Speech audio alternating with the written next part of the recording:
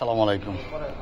একটা tin shed বাড়ি, কিছু জায়গা খালি, এই যে গাছগাছালি আছে।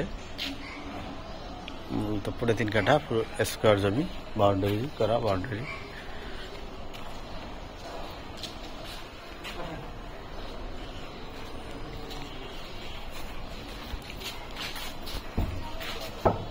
সামার লাইনে পানি যে গেট,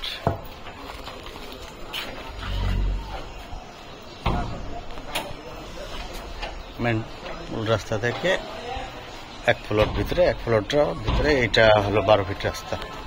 দেখতে পাচ্ছেন 12 ফিট রাস্তা। এটা হলো মেন রোড, দেখতে পাচ্ছেন সব ডেভেলপ হাইরাজ।